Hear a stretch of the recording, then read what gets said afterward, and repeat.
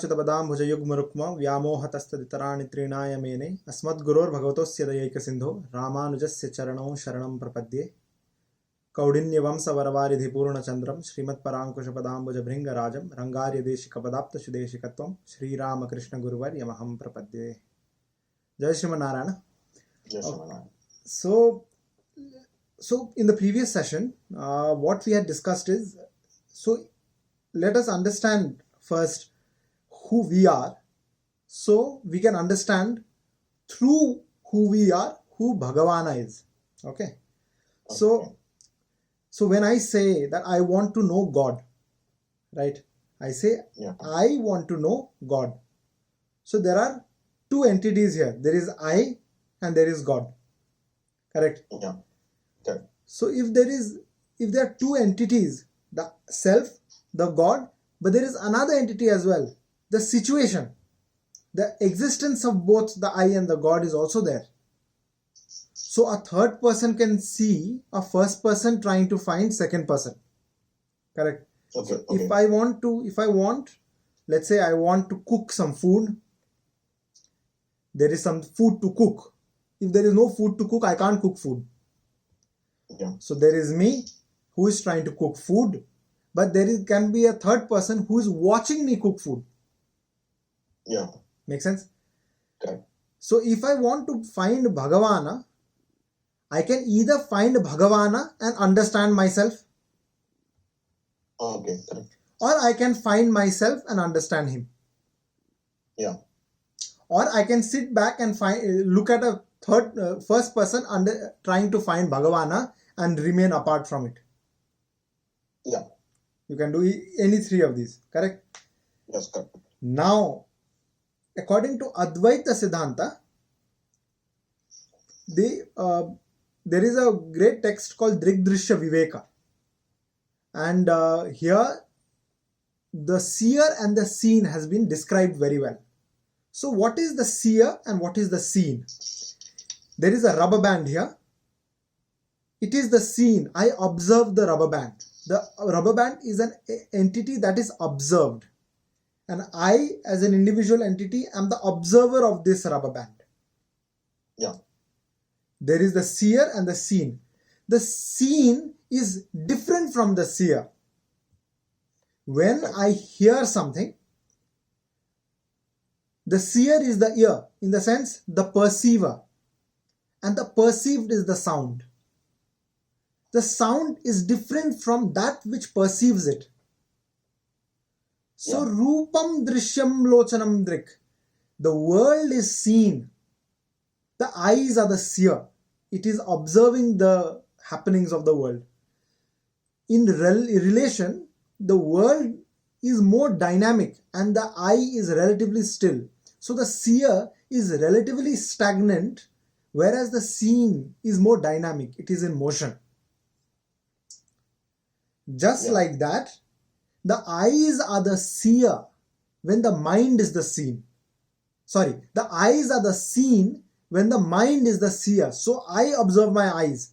So when I say I should look left, then I look left. Then I should look right, I look right. I observe my eyes move left and right. I observe my eyes get better. I observe my eyes see color. I observe my eyes see form. You see? And through the eyes, what it sees is deciphered from the mind, and the mind recognizes it.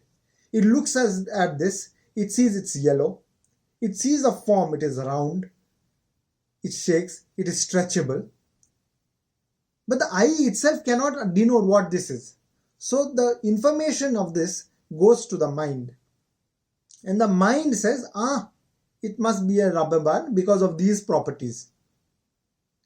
Correct. These properties have a preconceived understanding. So you must have understanding and information and knowledge about this rubber band prior to seeing it. So that when you see it, you say, this is a rubber band because I have seen something like this before. I have understood this previously. Somebody has taught me before. And using that, I'm looking at this. Does that make sense? Correct. Yeah. When the mind is at rest, So let's say you are in deep sleep, Nidra Avastha. Yeah. So that is Nidra Avastha, Swapna Avastha, and then you are Jagrita Avastha, correct? So there are Correct. three parts: Nidra, Swapna, and Jagrit. So not in Swapna Avastha. Swapna Avastha, mind is working, body is not. Yeah. Nidra Avastha, mind is also not working, body is also not working. Yeah. But what is working? You are aware that I am asleep, because when you wake up, what do you say? I slept very well. Yeah. Correct. So when you wake up, you say I slept very well. That means then you must have slept well. But if your mind wasn't working, how do you know? Yeah. I was aware of that. You are aware of it, correct? Yeah. How were you aware? Because subconsciously I was monitoring my sleep. Yes. So there is a level where you are observing your sleep. Yeah. But in sleep, your mind is asleep. So the mind is not observing itself. So you must be different from the mind also. Yeah. Dave, it's like conscious and subconscious. So I am sleeping consciously, but my subconscious knows that my conscious mind is sleeping, and it is at full rest. I mean, it is not in swapna or something.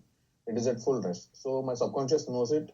It is sleeping, but subconscious doesn't have any rest or any break during day or night or sleep or dream. Okay. My understanding was something like that. Oh no. So if you say subconscious was sleeping, conscious and subconscious is part of the mind, correct? Correct. But the mind is at rest is what we say. Yeah. If there is a subconscious, the subconscious is also at rest, because let's assume you are in deep sleep. Yeah.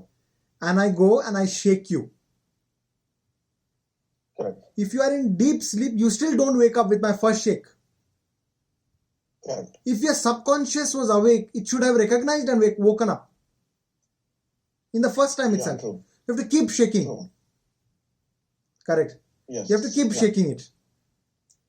Now, therefore, that subconscious is also asleep. So we say, if you want to use the English term, you'll say unconscious mind is awake. So, okay, yeah. So subconscious mind is awake. You see dream. Conscious mind is awake. It is Jagrit Avastha. Subconscious and conscious mind is asleep. Your unconscious mind is awake. That is the Sakshi we mentioned yesterday. That is observing the mind and the body. Now, let's look at the same thing in a different way. Yeah. Correct. So when I say I say something is mine, that is called mamakaram.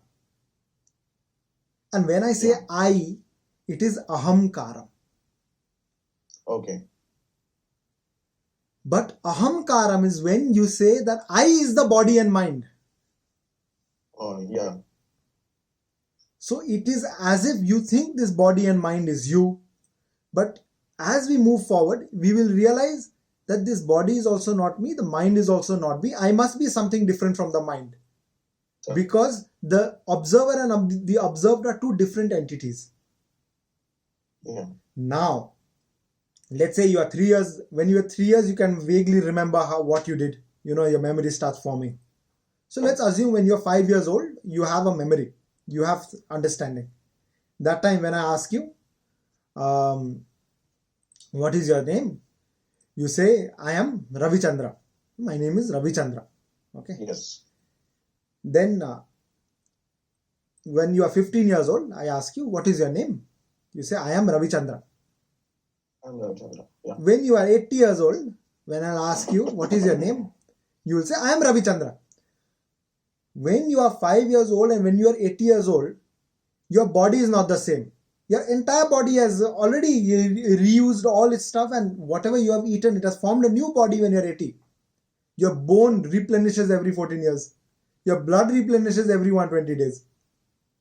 Each part of the body, all the cells that you had when you were 40, except for a few cells here and there, more or less the entire body has changed. Yes. The stem cells also which produce, they reproduce. So that stem cell which existed when you said I am Ravi Chandra, in the future that stem cell will not exist. It would have given rise to a new stem cell. Correct. So the entire body has changed. Your thinking capacity, what you think in the mind, your ability to understand, your ideas, your emotions, everything has changed from the time you're 4 to when you're 40 to when you're 80. Yes. But you still say I am. Yeah. So then you must be different from the body and mind. Because if you are saying that I must be, I am, I exist, I am, the sense of self hasn't deteriorated in these past 80 years. Yes. So there must be that which is constant. Even though the body is changing and the mind is in consistent motion, the self does not change. Because the self does not change, that must be different from the body and mind. It is the most consistent. So I say, I must be the observer of the body and I must be the observer of the mind. Yeah. Does that make sense? Yes. It clarifies, the thought of the mind. Yeah. So now, when you talk about yourself, if you are the observer, why do you feel alive in the body? Because I'm connected. Yes, basically, it's like a light in the middle of a room. The candle, the diya. Yeah. It is in the middle of the room. You light the diya.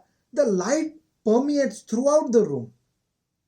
Yeah. But it comes from that one point. So this Atman also, even though it is in one place, it pervades through the entire body and mind complex. Yeah. And because that influence exists, we say we are this body and mind. But when the Atma leaves the body is dead. Then there is no, so we say dead body. Correct. Dead body. We do not give it, it doesn't have a name anymore. In our rituals also, bring the dead body. Bring the dead body. Yes, that's correct. Deham and Shariram actually. That's correct. Sharira, Shiryate iti Shariram. So Deha is basically referring to the body only. Both Sharira also is referring to the body. And Mrit Sharira. Once it is, when it is a Deha, which is alive, then you confer it with a name. You say, Dev Narayan has come. Say, Ramachandra Garu has come. Somebody has come. Yeah. After he is dead, bring the dead body. Yeah. Bring the dead body. We are taking the dead body. It is always referred to as Mrit Shariram. Then we stop conferring it with a name. Because the name is of that Atman. Yeah. The Atman is not there anymore within it. Correct. Okay. Now, does that logically make sense as to why I am not this body and the mind? I must be an observer of this body and mind. Yeah. Now, Advaita Siddhanta is saying that this Atma, which you are, is that pure existence consciousness bliss. Sat Chitta Anandam. Okay. Pure existence, pure infinite existence, infinite consciousness and infinite bliss, which we call a Bhagavan, the Brahman. Yeah. The Brahman, when they write in English, they write Brahman. The Brahman. Yeah. That Brahma is Atma. They are equating the two. And you are saying that Atma only must be Brahma. So that is Advaitam. There is only one. So the same Atma, rays are coming out of the Atma, which is the pure existence consciousness bliss.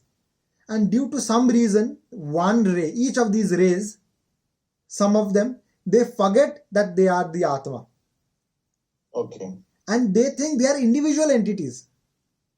Now the ray of light has properties of the light source. Yeah. Therefore, but what happens is the ray of lights think it is the source of light. So let's assume there is a sun. The sun, and let's assume that here we have, like, let's say 4 or 5 buckets, and there is water. Some have more water, some have less water. Some have some clean water, some dirty water. Okay? Okay. And some muddy water, some filth is there, some very crystal clear, some pebbles are there, very nice water. And some water it's very little, some there is a lot. Yeah. Some buckets are broken, it's leaking. Some buckets are made of plastic, some are made of ceramic, some are made of maybe metal, aluminium. Now, when there is sun in the sky, there is a small sun within each of these buckets because of the reflection. Correct. Now each of these reflection has that whole sun within it. Yeah. But is it the sun? No. It is a reflection of the sun. Yeah. Repulsion. Yeah. A reflection, correct. Now, each of these buckets are these bodies. They are all different, right? Some of them are made of plastic, some of them are made of metal. Each of these buckets are different entities. In that bucket, the water is the subtle body within us, which is the manas, buddhi, chitta and ahamkara. Yeah. And that is also different. Some of us are more, some people are more clear-minded. They have more sattva gunam, less raja and less tama gunam, and therefore the water is clear. Some have little more raja guna, it's more muddy. Some little more tama guna, it's a little more dirty. You see, and these gunas are there. The reflection in each of these waters is the sun. Now, the bucket of the water is called the jiva. Okay. The whole jiva complex. The reflection thinks it is the sun. Yes. So then it becomes an independent entity, and that the Atma is Paramatma is what you are trying to say, correct? The Atma must be Paramatma is what Advaita is saying. So this cannot be Jivatma. So this sun within the water, it is called Ahamkara. Okay. The feeling of I am the sun, but I am not. It is just a feeling. The feeling that I am this body, but it is not. The sun does not realize that it is not the sun, the reflection. So moksham here is when the small sun, the reflection of the sun, realizes that it is, when it looks up and sees the original sun, then it realizes, oh, I am that sun. This is just a reflection. Yes. That is called moksham. That is called Kaivalya Mukti. Okay. Understood. Okay. Yeah. That is what Advaita Siddhanta is propitiating. And this is what it says. One thing, Advaita, can you please elaborate Advaita? To understand better. Yes. So what is Advaita? Dvaita means dual. There is more than one. Dva means two. Yeah. So this Advaita is non-dual. There is only one. So Advaita Siddhanta propagated by Adi Shankaracharya in the 7th century. Okay. He came and said, Brahma Satyam. The only truth is Brahman. Jagan Mithya. This samsara is mithya. It does not exist. It is an illusion, he says. Jivo Brahmaiva Napara. Jiva, everything comes under the purview of Brahman and Brahman alone. There is nothing else. This is all mithya. It does not exist. It's like this. So when let's assume you sleep tonight and you see a snake in a room. Now, when you see the snake, you're very scared. Yeah.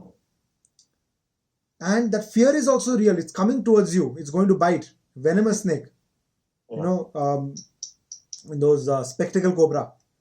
Yeah. It's coming closer. You're getting very scared. Heartbeat rising. You don't know what to do. You are feeling thirsty as well. Yeah. And then you wake up. Yeah. That fear goes instantaneously. You realize that it is a dream. Yeah. But in the dream, it was real.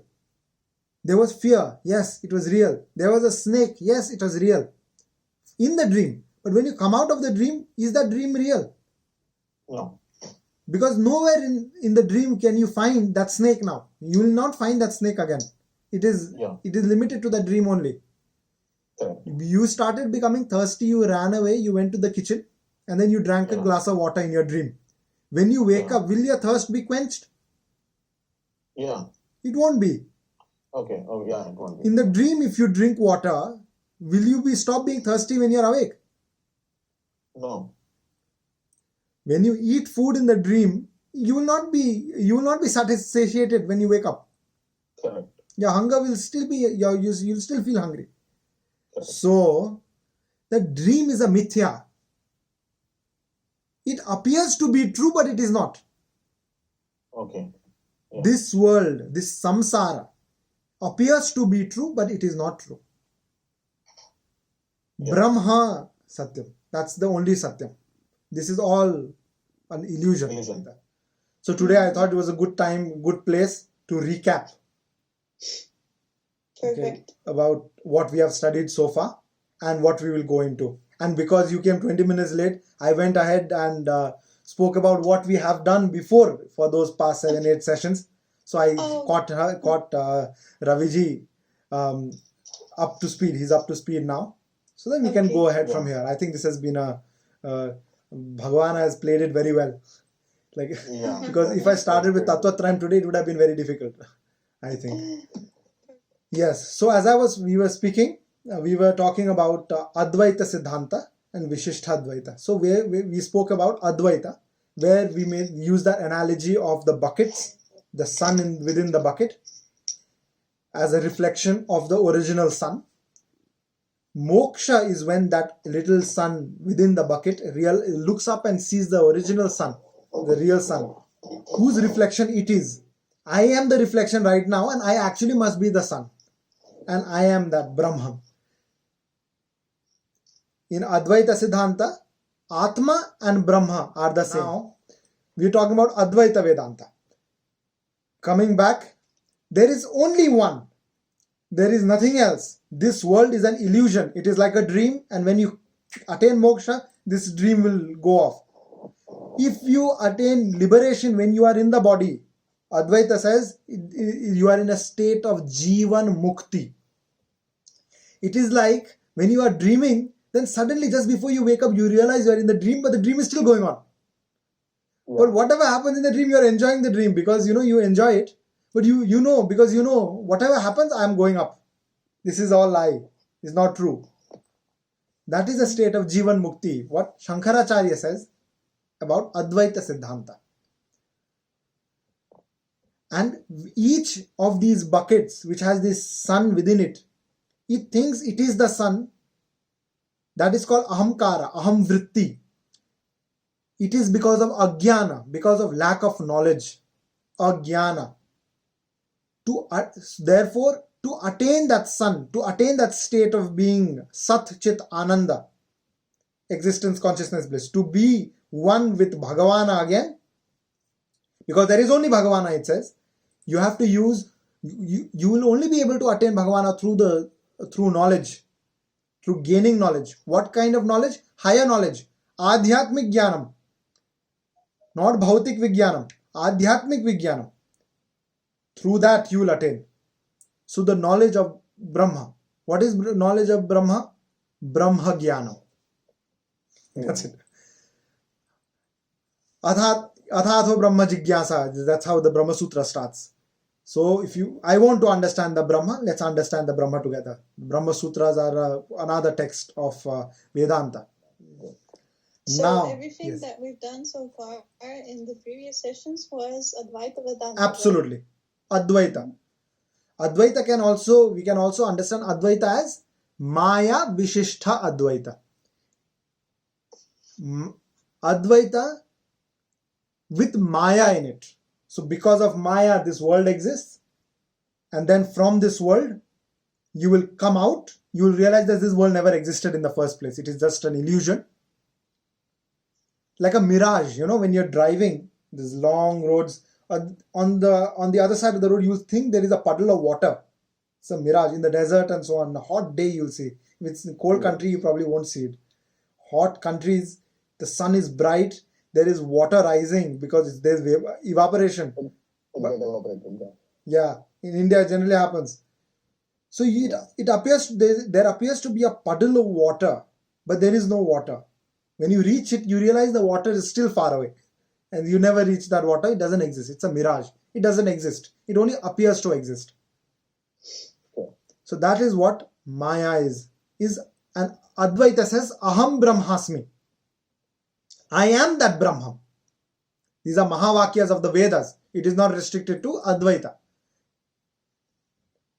Now, Vishishta Advaita is what we are trying to come to slowly.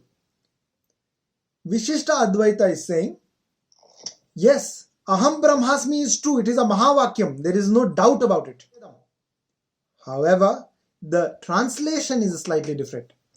So Shankaracharya translated Aham Brahmasmi as I am the Brahman. Okay. Vishishta Advaita, Sri Ramanujacharya, he translated it as I am of the Brahman. I am his. Aham Brahmasmi, correct? But I am not Brahman, I am of the Brahman.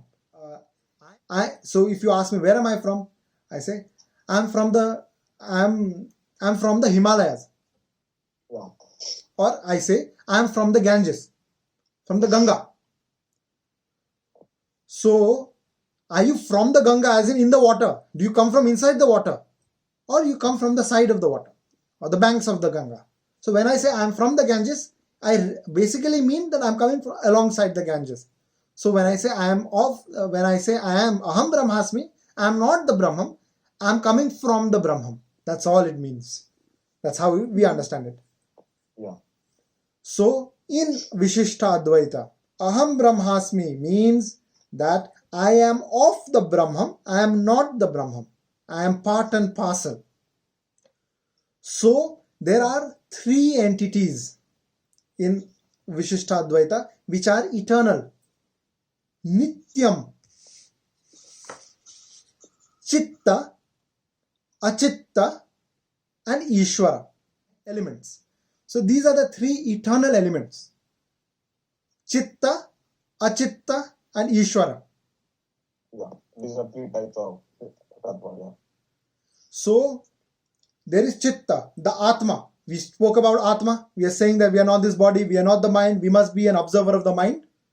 That observer is within us and that entity is called Atma. That is Chitta. They are used in the same way. They are the same. Chitta is Atma. What is the Atma using? It is using this body. This is using this world. There is wood here. There is cup. And then various things all around the world. Therefore, that is Achitta because it does not know itself. These are Jada Tattvas. That means everything other than the Atma is Achit. Paper, pen, books, everything in the world which is not alive is Achit. Yeah. This body is alive because of the Atma. When the Atma comes out of the body, this body is also Achit only. Okay. Makes sense, right? This body appears to be Chitta right now because of its association with the Atma. The moment Atma dissociates from the Chitta, from this Shariram, then it becomes Achit. Mhm. And then you have Ishvara. Yeah. Chitta, Achitta and Ishvara. Okay. Chetana, Achetana, Paramachetana. Okay. These are the same words, different words having the same meaning. Similar meaning, referring to the same thing. Yeah. Chitta and Achitta make Ishvara. Together. All the Chitta, all the Achitta come together, form that Ishvara. So it's alive and not alive things. Yes, Or- alive, the Tattva which is alive and that Tattva which is not alive. Everything else. Together. That's why we say Guna Vishishta Advaita. That is Vishishta Advaitam is what we are talking about today, which is also called Guna Vishishta. It is filled with qualities. Advaita, we are talking about Nirguna Brahman and Saguna Brahman. There is no gunas and so on, or there are so many gunas you can't represent it, but there is only one. Here, Guna Vishishta, it is made up of Chitta and Achitta. But everything, Chitta and Achitta, comes from Ishvara. So before it came from Ishvara, it was within Ishvara, and it is within that body. So there is this cup and there is water. Each droplet, small atoms in the water is Chitta. I put some sugar and so on. There's so many things. Mud may be there, some minerals are there. That is Achitta. And together they form this glass of water, which is Ishvara. Ishvara is large. Atma, Chitta is very small. They have similar properties, but Chitta is very small. Achitta is, of course, you can see around, very small, and Ishvara is large. We are droplets and Ishvara is the ocean. That is the comparison. Yeah. So it means for a time being, Chitta is alive. After the time passes, Chitta moves to Ishvara. And Achitta is not a living form, so it remains forever. Yes. I think I'll explain to you. When I explain further, you will understand what each of these are. Sure. Chitta, Achitta and Ishvara are all eternal entities. There was no point of formation and they will never be destroyed. It will always exist in all these three. Remember Pragabhava, Anyona Bhava, Atyanta Bhava, all of those abhavas. Abhava means non-existence. In Advaita, they talk a lot about abhava. And today, before we get into Tattvatran, this is like the introductory session, right? So I would want to explain how is it that it is these three entities exist and not just one as an eternal entity. When we go through this, we will slowly try and prove this through some level of logic. Yes, you have a question? Oh no. Okay. No. Yeah, it's okay. And we'll try and prove this. And once we are able to prove this in some form or another, then we can go ahead and then describe what is Chitta, what are the qualities of Chitta, Okay. and then what are the qualities of Achitta, and what is the quality of Ishvara. What are the numerous qualities? Okay, that is what we are going to do through some of the sessions, as many as we can and as many as we can handle. And I'll try and make it easy, brief, short, but just the main points. So from here we can go ahead and understand more things. That is the basic concept. Okay. So now let's look at this analogy. If I have 1,000 pounds, 1,000 rupees, okay, and a friend comes to me and says, Dev, I need some money. Can you give me like 10 pounds? I need some money. And I'll be like, okay, you want 10 pounds? Go ahead. Well, there's no problem. So I give him 10 pounds because I have the ability to give. 2 days later, the same man comes. He's like, no, I need 10,000 pounds. Can you please give me 10,000 pounds? Can I give him? I can't give him because I don't have. A gives rise to B. B can form B. That means B is a subset of A. This is very simple, isn't it? If A gives rise to B, then B must be a subset of A. A may not equal to B. A may be big. Yeah. A may be 3B. Yeah. You see, but A gives rise to B. It is not an equation, but one leads to the other. So B must be a subset of A. Okay. You can go with numbers. That would be easy to understand. Okay. 1, 2, 3. Yeah. So if I have 5 apples, I can give it, and I can take 1 apple from it. If I have 5 apples, can I take 6 apples from it? No. I can't take 6 apples. Yeah, you can't take it. So when this, let's assume that in 14,500 years ago, 14 billion years ago, the universe formed is what they say. Okay, let's assume that is true, and let's go ahead with that understanding. So there was a point of infinite potential, and from that potential there was this creation. Yeah, the Big Bang. The Mahapralaya is what we call in Sanskritam. But there is a Big Bang, and then from there onwards, it moves forward, and this whole creation comes. That is, before the Big Bang, what was there? Shunya. Shunyam is what they say. There's nothing. Yeah. But nothing cannot give rise to something. Mhm. Yeah. If you ask me for 100,000 pounds, how will I give you? I don't have. How can the universe be formed from nothing? So there must be something before. Yeah. Something like altogether. Something. There must be something. So what must there be before the Big Bang? There must be Chitta. Because I exist. That is established. Even if you say I am dreaming, there must be something that is dreaming. So I must exist. Even if you say everything is an illusion, let's assume, but then I must exist. So I must have existed before the creation of this universe. That must happen. Correct? Yeah. Now, the physical existence. This physical existence is real, but it is other than what we see. So this looks like a cup, but these are just made up of the ceramic, whatever the ceramic is made of. Let's say I have this is an aluminium scissors. Each atom of aluminium makes this aluminium scissors. The atoms are made up of protons, neutrons, and electrons, and they are made up of quarks and gluons and so on. And then you go on down, you go to these boson particles, and then you have the smaller particles called the Higgs.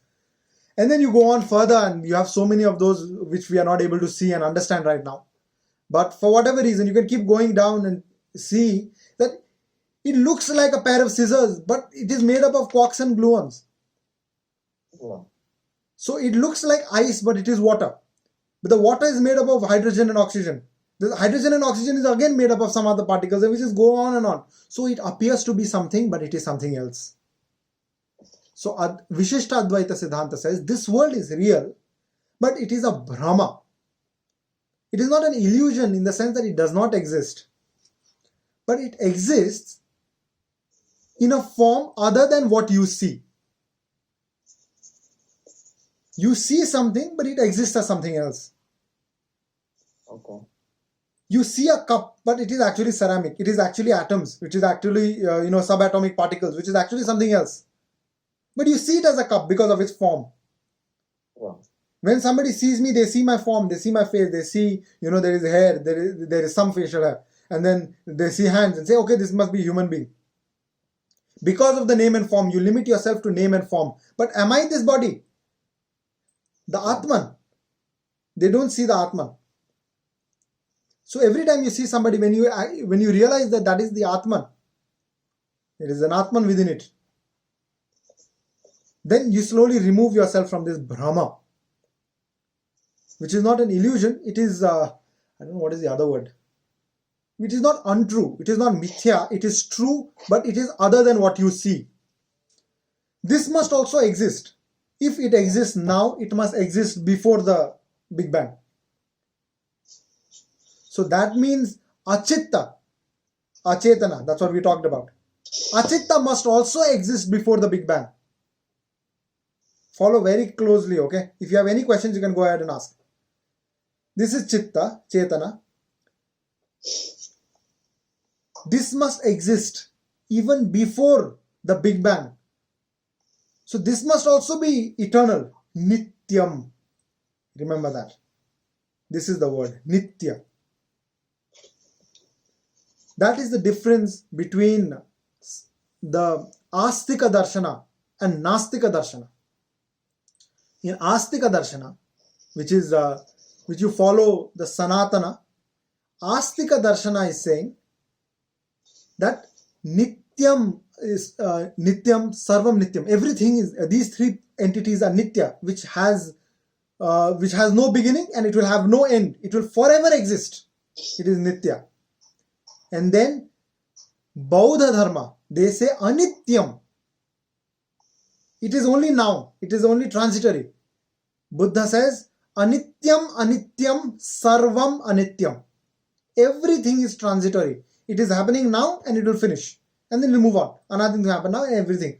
Therefore, shunyam. Everything is void. Nothing exists at all. Astika darshana, sanatana dharma. In Astika darshana, we say no. It is not anityam. Astika means that the line of philosophy which accepts the Veda to be true. Nastika are Jaina, Bauddha, Charuvaka and so on. They don't accept the Veda to be eternal.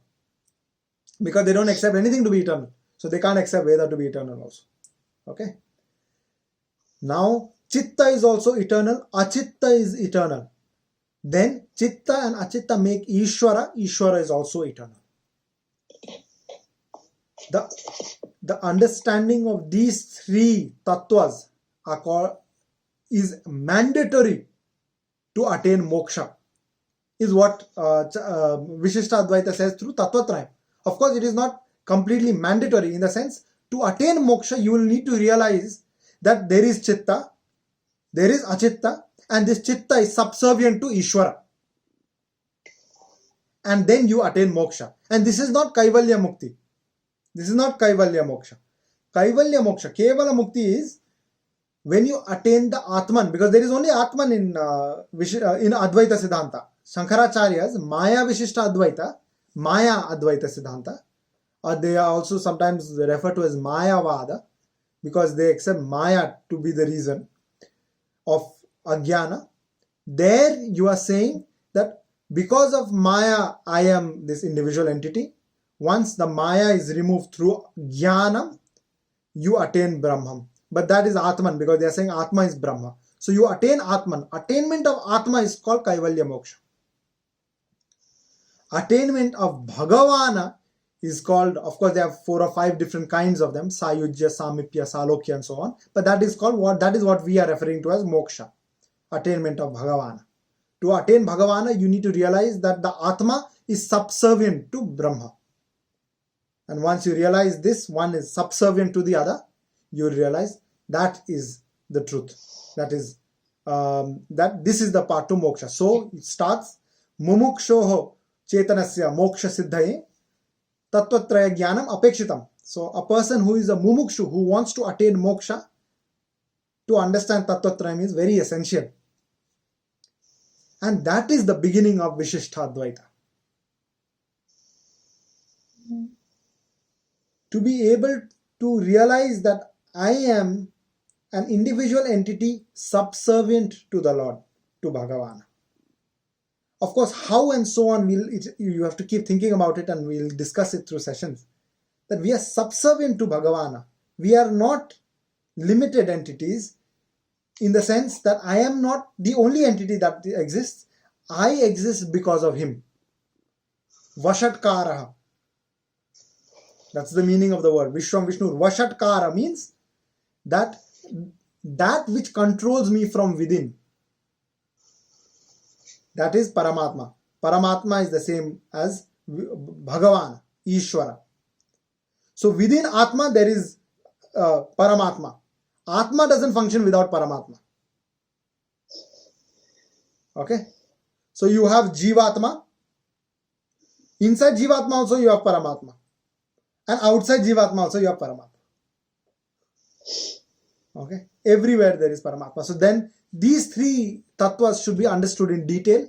And Tattvatrayam, Lokacharya Swamiji, he put these things down, important shlokas, for us to understand these 3 tattvas, Chitta, Achitta and Ishvara. And that is what we were going to do from now on until we try and finish Tattvatrayam. It's a very, very, very important text. So we can go through this as much as I can impart. And then as we move ahead with these sessions, from next session we will start going into Chit Prakaranam. So understanding what is Chitta. What is the nature of this Atma?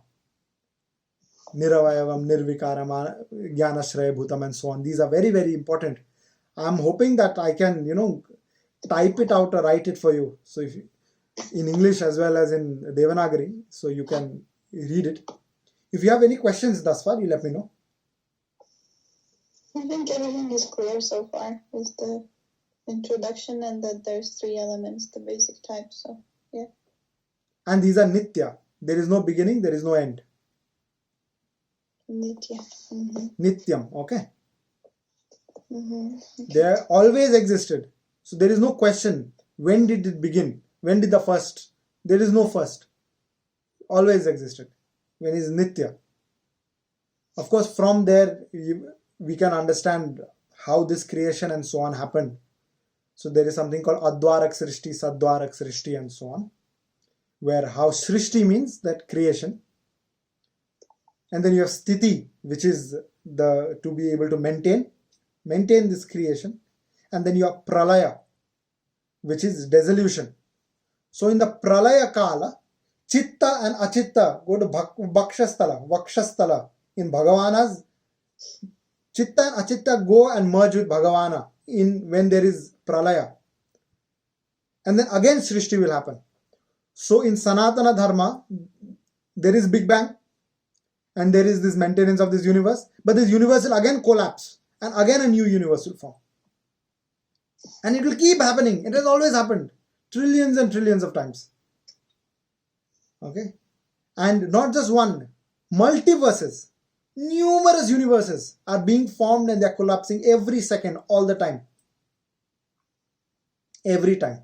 There is no stopping. And how large is this Bhagavana? How big is it? Is there a limit? No. The Vedam, they also tried to reach the end of this universe. And they had to come back because they realized there is no end.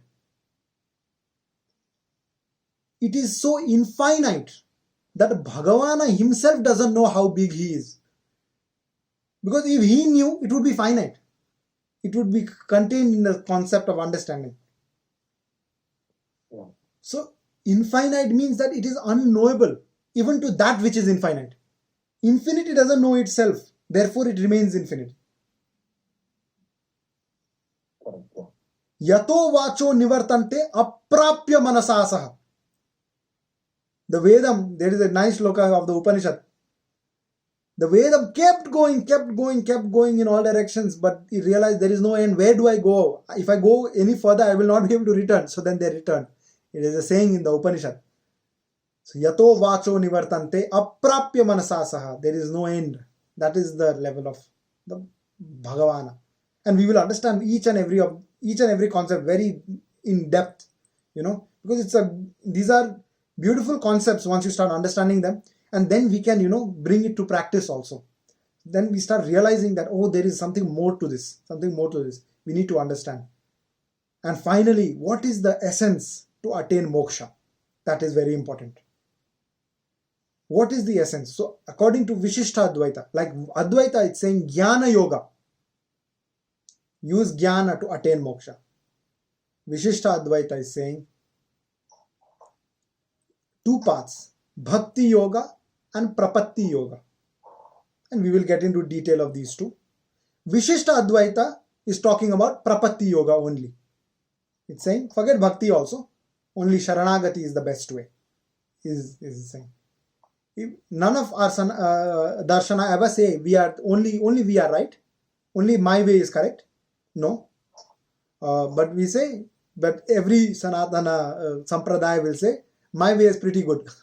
Your way may not be, but you will still reach. But my way is pretty good is all they say. Now, and maybe that's where it comes from as well. For Kali Yuga, Sharanagati is the best way. Definitely. In any Yuga, Sharanagati is the best. But you don't have to go. But it is the easiest way is Sharanagati in Kali Yuga. Okay? And we will discuss each and every concept of this. Maybe next session, before we start Tattvatrayam, we will understand Sharanagati before moving ahead with what the concept of Atma is. Because Sharanagati is more important than anything else. To understand Sharanagati, then move ahead with everything else. The most important first, and then we'll start understanding why it is important. You see, before I give you amoxicillin or some kind of antibiotic or some drug, The doctor will not explain to you, because it is working on, these kind of receptors, beta receptors, is working on this kind of receptors, it's working with these specific chemicals, these molecules are going, these chemokines are released, and, it affects the cells in a certain way. Nobody is talking to you about that. They say you take the medicine, and if you want, you go and read how it works. But you have to take the medicine now, because if you read and you don't take the medicine, you may pass, and then you won't have time to read. Then after you die, you can't read. So you try and find what is most important. Take the medicine first, and then try and understand why this medicine is good. Because the doctor is saying it is coming from a source of and a point of authority. And even though I may not be a very authoritative figure, because it is coming from my acharya, you can always go and cross-reference. So it's an open, and these are good things for all of us. We can teach, then we can teach our kids and grandkids. They can learn. That line has been broken the past 40-50 years and the past 300-400 years. Our elders have not been able to teach us what they knew. Now we are learning afresh. So it's better to start learning now so we can start teaching our children. We always have a problem, our children not being as good as we expect them. But the funny thing is, they want our children to be better than us, but then you are only a pathetic state of affairs. How can you expect your children to be good? You don't have any knowledge about your own self, your own culture, your own dharma. You cannot expect your children to have the same kind of understanding. So your children will also take from what you do. If you never read, why will they read? They will also never read. So just like that, educating the self is also very important, not just for the self, but for the greater society. So that upliftment of the self is the first step in uplifting the society. Because only when the self is realized, then the society is realized. If you don't know the self, how can you go ahead and tell people to do certain things? So you should not practice what you preach. That's the last thing you should do. You should preach what you practice. First you practice and then you preach. You can't preach and then you practice, because it is the other way around. First you must practice and you must preach that you practice. So practice what you preach. I think instead of saying practice what you preach, we must say preach what you practice. We should practice first and then you preach. I'm trying to understand these things, and only as much as I can understand, I'm telling you. And as much as I do, I will tell you to do. And I will tell you that there are others who are better than me, which is also true. And that is more true than the first two statements. And they will teach you better. But due to the lack of source and resource in certain languages and concepts, this may be a good platform to begin with. And we can do as much as we can here. And then with the grace of Bhagavan Sriman Narayan, we move forward. Some level of introduction. And you should question, question to understand in greater depth. Not just, you should challenge, no problem. I have no problem in challenge. Go ahead. Challenge. This kind of repartee should be there between. And this is a Tarka Shastram. Tattvatrayam is a Tarka Shastram. That is question answers. You must question, you must reason. Okay? Lovely. No problem. So we'll try and meet once a week or once in 2 weeks, whenever. Okay, if you want to come, just join in, no problem. Get some friends if you like, that is no problem either. Okay. Yo nityamachyutabadam bhaja yugma rukma vyamohatastadhitarani trinaya mene asmad gurur bhagavatosya dayika sindho ramanujasya charano sharanam prapadye kaudinya vamsa varavaridhi purna chandram shrimat parankushapadam bhuja bringarajam rangarya deshika padapta shudeshikatvam Shri Ramakrishna Guruvar yamaham prapadye. Jai Shriman Narayan.